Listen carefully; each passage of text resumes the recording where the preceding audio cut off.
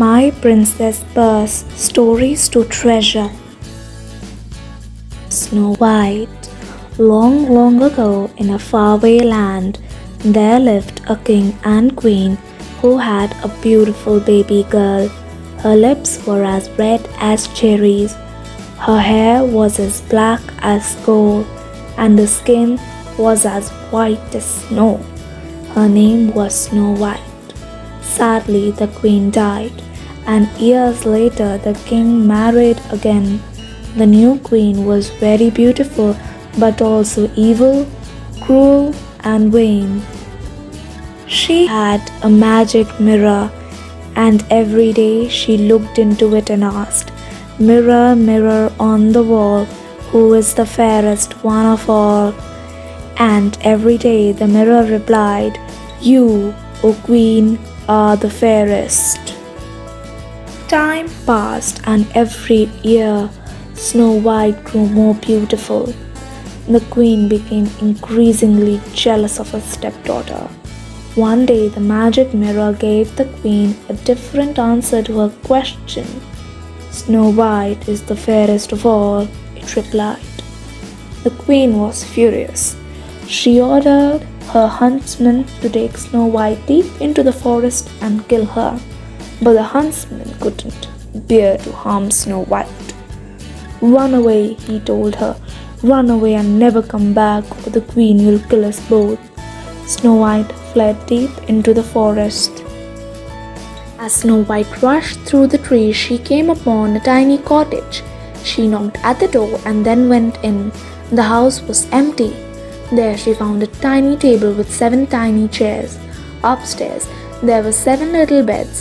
Exhausted, she lay down across them and fell asleep. Many hours later, Snow White woke to see 7 little faces peering at her. The dwarfs who worked at the diamond mine had returned home and wanted to know who the pretty young girl was. Snow White told them her story and why she had to run away. They all sat around and listened to her tale. When she had finished, the eldest dwarf said, "If you will look after our house for us, we will keep you safe. But please don't let anyone into the cottage while we are at work." The next morning, when the wicked queen asked the mirror her usual question, she was horrified when it answered, "The fairest is Snow White, gentle and good.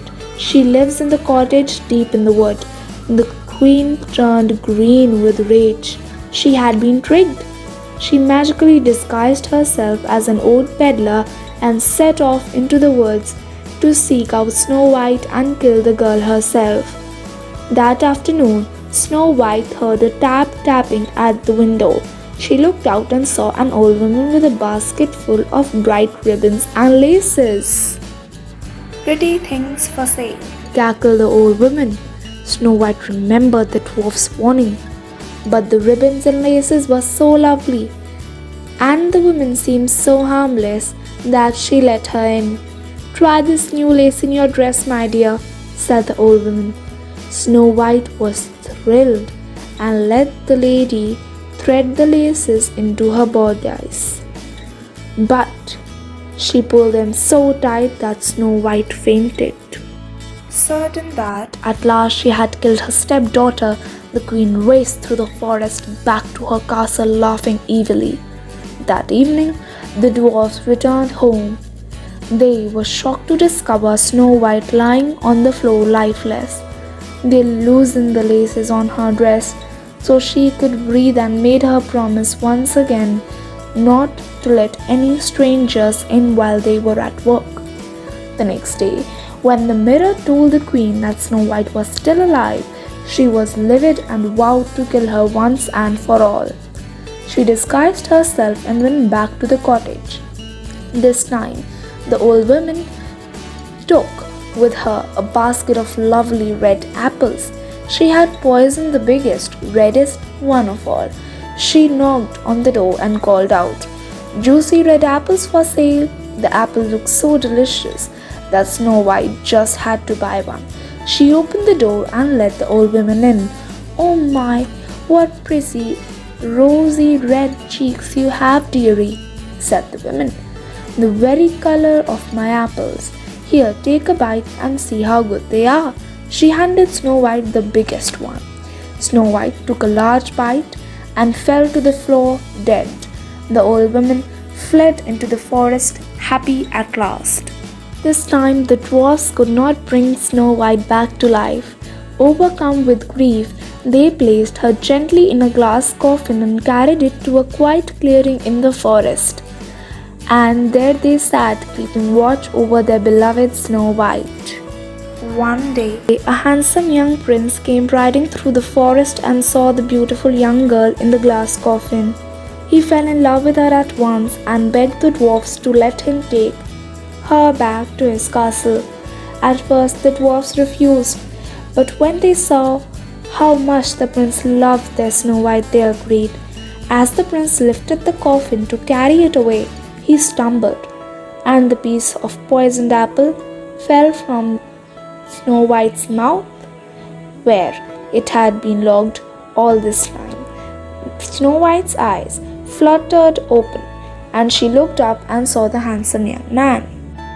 "Where am I?" she asked him in a bewildered voice. "Who are you?" "I am your prince," he said, "and you are safe with me now. Please, will you marry me and come to live in my castle?" He leaned forward and kissed her cheek. "Oh yes, sweet prince," cried Snow White. "Of course I will." The next day, the magic mirror told the wicked queen of Snow White's good fortune. She flew into a rage and disappeared in a flash of lightning. Snow White married her prince and went to live in his castle. The 7 dwarfs visited them often, and Snow White and her prince lived happily ever after.